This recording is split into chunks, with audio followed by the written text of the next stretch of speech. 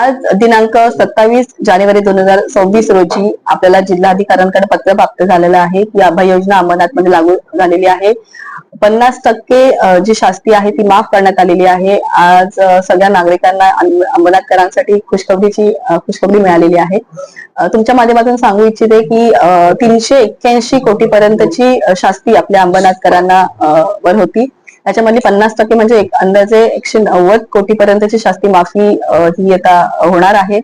आज सगळ्या नागरिकांना मी अंमलनाथकरांना एक आवाहन करणार आहे की आपण ही एक रकमी जर आपल्यावरची मूळ रक्कम आणि प्लस शास्तीची 50% आहे ती भरलात तर हा आपल्याला फायदा घेता येणार आहे. त्याच्यामुळे लवकरात लवकर आपण ही रक्कम भरावी ही विनंती आहे.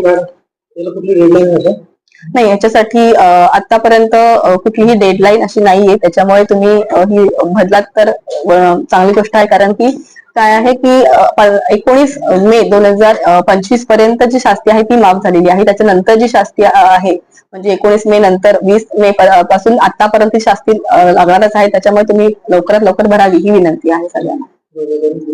त्याचबरोबर तुम्हा सगळ्यांना नागरिकांना हे सांगायचं आहे की आपलं ऑनलाईन पेमेंट सुविधा सुद्धा आता चालू झालेली आहे. मध्ये थोडे अडथळे होते पण आता ते अडथळे दूर झालेले आहेत.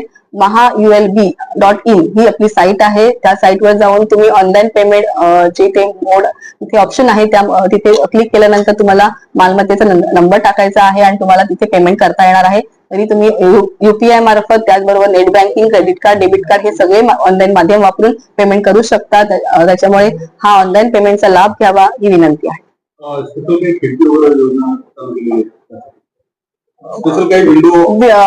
तशी विंडो आपण खाली म्हणजे चालूच आहे. त्याचबरोबर आपण ऑनलाईन साठी सुद्धा स्पेशल स्टाफ बसवणार आहोत जेणेकरून ज्या नागरिकांना ऑनलाईन घरी शक्य नाहीये तर तिथे आपली माणसं स्टाफ असणारे कर्मचारी आणि त्यांना ऑनलाईन पेमेंट साठी मदत करणार आहेत. नक्कीच आता 1-2 दिवसांमध्येच आपण आता 50% शास्ती आलेली आहे आणि पुढच्या 2 दिवसांमध्ये 100% शास्ती माफीसाठीचा जो आपला प्रस्ताव असणार आहे तो आपण जिल्हाधिकाऱ्यांकडे आपण सुपूर्द करणार आहोत. जेणेकरून जिल्हाधिकाऱ्यांचा अभिप्राय असेल तो ते देऊन ते पुढे पाठवतील.